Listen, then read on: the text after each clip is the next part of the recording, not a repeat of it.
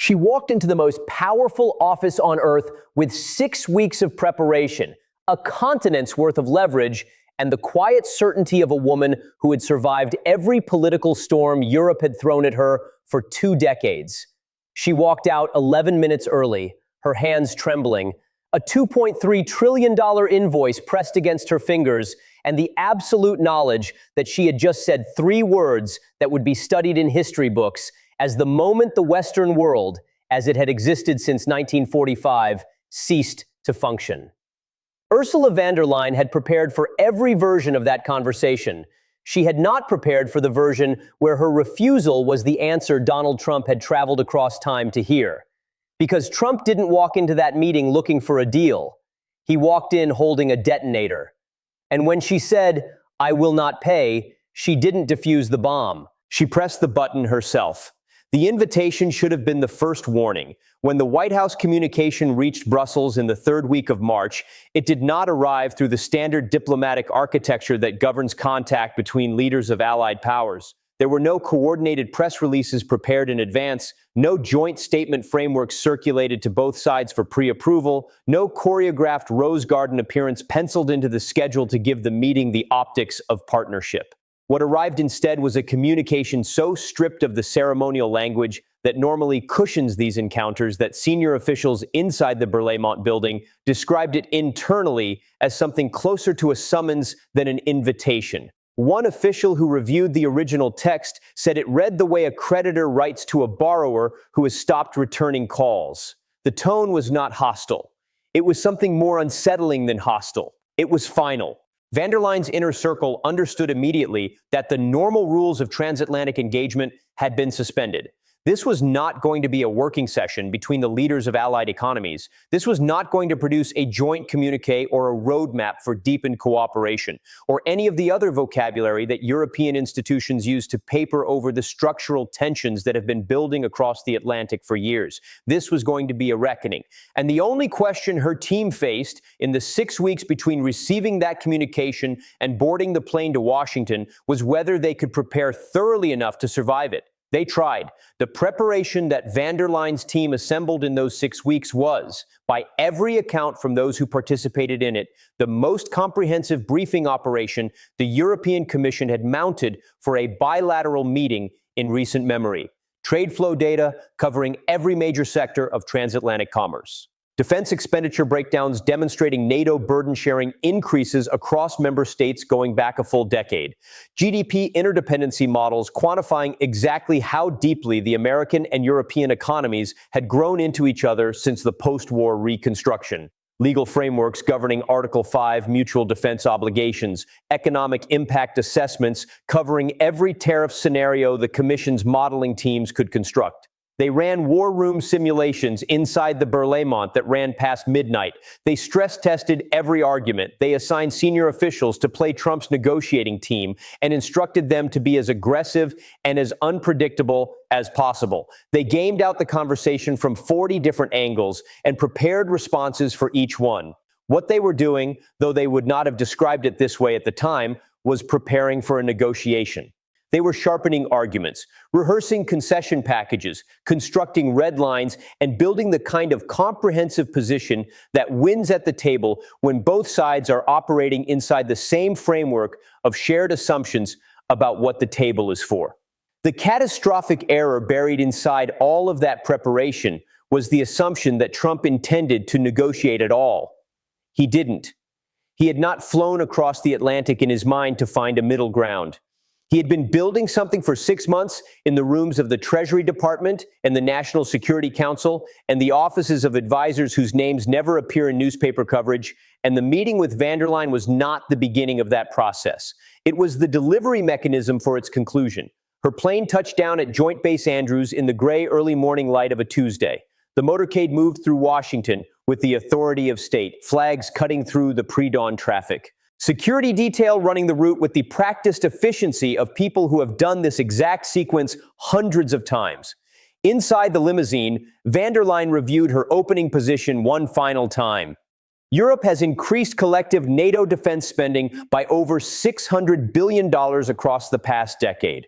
The commitment is real, the trajectory is upward, and the Commission is prepared to table a structured acceleration framework that will satisfy American burden-sharing expectations without triggering the domestic political crisis that a sudden demand for spending increases would produce in Paris or Berlin or Rome. She had the arguments, she had the data, she had the composure that 2 decades of European institutional politics had forged into something close to physical armor. She had no idea the weapon pointed at her was specifically designed to go straight through armor. The heavy doors of the Oval Office closed behind her delegation with a sound that everyone present on the European side would later describe with the same word, though none of them had coordinated on it: final. The room was arranged wrong. The seating configuration that protocol dictates for a bilateral meeting between heads of government had been altered in a way that was subtle enough to be deniable and deliberate enough to be unmistakable. Van der Leyen's team found themselves compressed toward the entrance. The American side commanded the deeper space of the room, the space behind the resolute desk, the space that in the geometry of power communicates ownership. One of her senior advisors later described the arrangement as the first sentence of a conversation that had not yet started.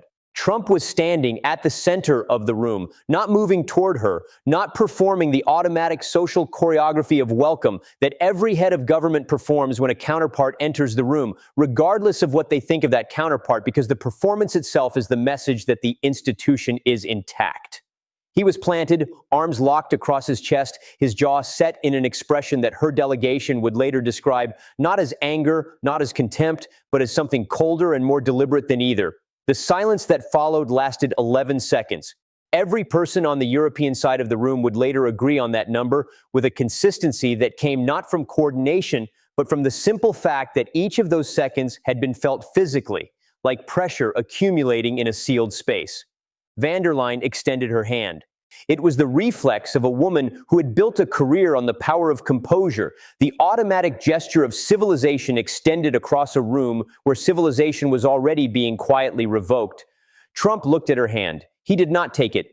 He held her gaze and let the moment stretch past the point of awkwardness, past the point of diplomatic accident, into the territory of deliberate, calculated humiliation. She lowered her arm. The message had been delivered before a single word had been spoken. You are not here as a partner. You are here as a debtor. You know why you're here. No title, no courtesy, no pretense of the theater that normally insulates these encounters from the raw arithmetic of power. Just the flat declaration of a man who had decided weeks ago how this meeting would end and was now simply walking through the sequence he had already written. A plain manila folder was placed on the resolute desk and slid toward her with the casual motion of someone passing an overdue bill across a table. She opened it. The number at the center of the page was $2.3 trillion. It was not a negotiating figure. It was not an opening position designed to be walked back through the familiar mechanics of diplomatic compromise. It was a forensic accounting, exhaustive in its construction, itemized across 73 years, every dollar of American military expenditure in Europe since the Marshall Plan, categorized, totaled, and presented as a debt that the European Union had been quietly accumulating while building its social democracies on a foundation of American security it had never honestly priced. She looked up from the page. The room was absolutely still. And then she said the 3 words that her preparation, her arguments, her 6 weeks of war room sessions, and her 2 decades of political survival instinct had all converged on as the only acceptable response. I will not pay. She said it with the full institutional weight of an office representing 450 million people. She said it with the composure of a woman who had rehearsed it. She said it with the absolute conviction of someone who believed in that moment that she was drawing a line. Trump smiled, slow, controlled, and patient in a way that was more terrifying than any raised voice could have been. The smile of a man who had placed a trap 6 months ago and had just watched it close exactly as designed. That, he said, dropping his voice to just above a whisper, is exactly what I hoped you'd say. She had not drawn a line. She had signed a document, and the machine Trump had spent 6 months building in the quiet rooms of Washington was already running. What came next would not just threaten European trade or European defense or European diplomacy. What came next had been engineered to collapse the entire architecture that European civilization had rested on since the end of the Second World War. And van der Leyen, standing in the center of the Oval Office with her folders and her arguments and her composure fracturing at the edges, was about to find out that the most dangerous trap is not the one that closes around you. It is the one you lock yourself inside with your own hands. How do you survive a machine that was built specifically around the three words you were always going to say? Trump did not return to his chair. He began to move slowly, with the measured deliberation of a man who had rehearsed this moment until it had become something closer to instinct than performance. He traced the perimeter of the Oval Office in a wide, unhurried circuit. And with every pass, the room felt smaller, the air thicker, the distance between van der Leyen and the door behind her somehow greater than the architecture could account for. She stood at the resolute desk with the folder still open in front of her and the number still burning off the page, and watched the President of the United States transform the most recognized office on earth into a courtroom where the verdict had been written before she landed at Andrews. He was not performing anger. He was not performing anything. What made the next 40 minutes so uniquely devastating was the total absence of theater. Trump was calm, methodical, and precise in the way that a structural engineer is calm when describing exactly which load-bearing wall he intends to remove and exactly what will happen to the building when he does. He told her he had spent 6 months constructing a machine. He told her she had just pressed the start button.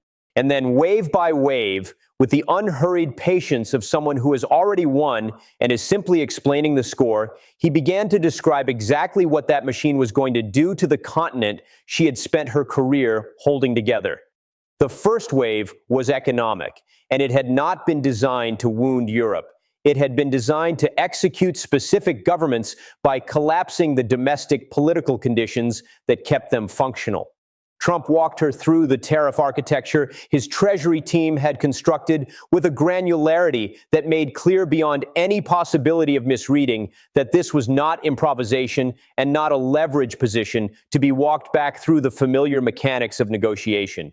This was engineering. 60% tariffs on European automobiles, effective within 30 days. The number detonated inside the room with the quiet force of something that does not need to be loud to be catastrophic.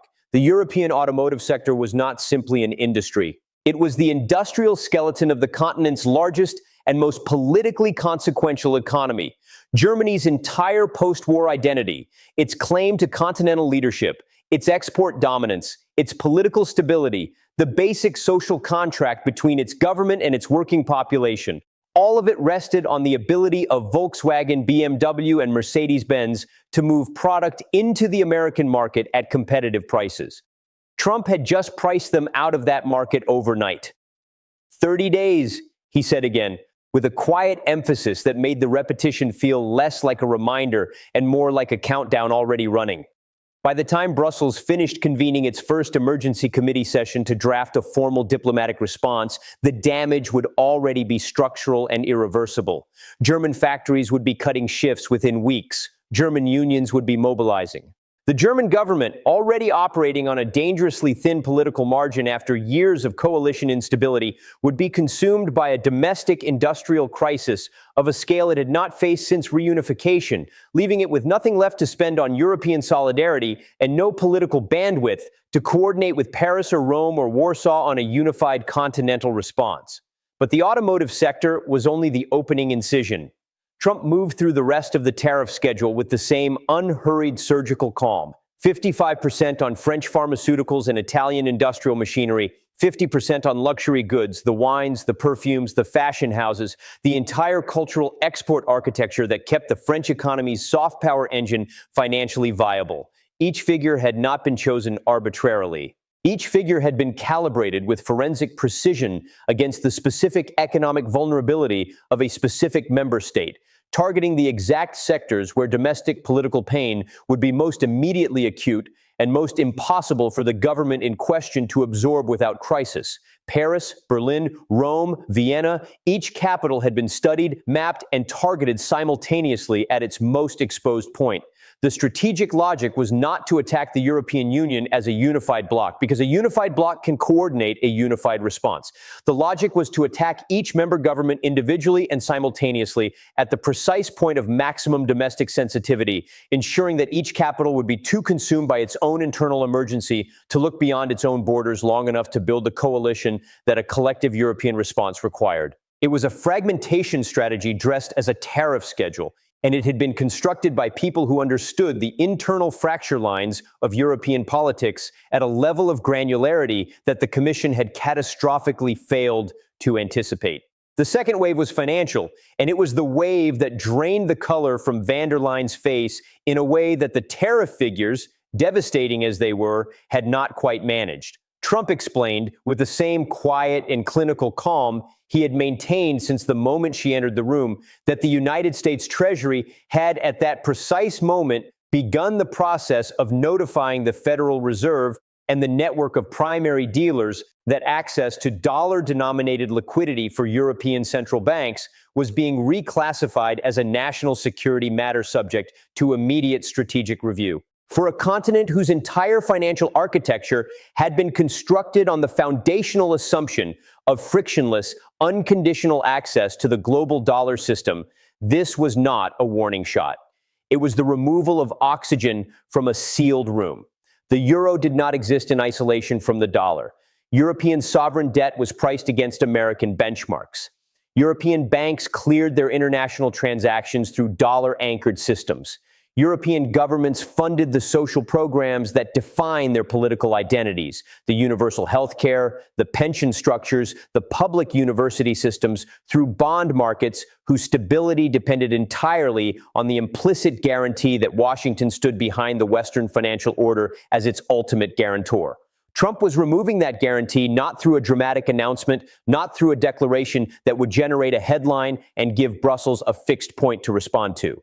He was removing it bureaucratically through the slow mechanism of a regulatory review that would never produce a single dramatic moment, but would instead generate a steady, accelerating pressure across every financial institution on the continent, a pressure that would build quietly in the plumbing of the system until it became impossible to contain. Bond yields across the Eurozone would begin to rise within days as the markets processed what the reclassification meant. Borrowing costs would climb. The European Central Bank would intervene, but its interventions would become progressively less effective as the scale of the structural shift was absorbed into market pricing. The social programs that formed the bedrock of European political legitimacy would begin to crack under the weight of a sovereign borrowing crisis that no amount of continental solidarity statements could paper over, because solidarity statements do not move bond markets and they do not lower interest rates. And they do not replace the American backstop that had been quietly, permanently removed from the equation. Trump looked directly at her when he described this phase. He named her flagship programs. He asked, with a tone that contained no genuine curiosity, how Europe intended to fund its guaranteed pensions and its free universities and its universal health care when the cost of sovereign borrowing tripled and the markets finally finished pricing in the reality that the American guarantee was gone. It was not a question. It was the clinical description of a collapse already in motion. And van der Leyen, standing in the center of the room with her briefing documents and her rehearsed responses and her 6 weeks of preparation, had no answer because the machine Trump had described was not theoretical and it was not a negotiating position. It was operational, and it had been designed by people who understood that Europe's deepest and most catastrophically unacknowledged vulnerability was not its military exposure or its energy dependence. It was its absolute, structurally invisible, decades-long dependency on an American financial architecture it had spent an entire generation pretending it had outgrown. The room had changed. The air inside the Oval Office carried a different quality now, heavier and closer. And van der Leyen's advisors stood behind her in a silence so rigid it had become its own form of communication. Their prepared documents sat in their folders like maps of a country that had just been removed from the atlas. 2 waves had hit, and the third had not arrived yet. And the third was the one that would not threaten Europe's economy or its financial system or its political cohesion. The third was the one that would threaten something older, something deeper, something that no tariff and no bond market could ever fully capture in a number. What Trump reached for next was not Europe's prosperity, it was Europe's survival. And he delivered it with a stillness so complete that several people in the room would later say, independently of one another, that the silence before he spoke felt longer than everything that had come before it combined.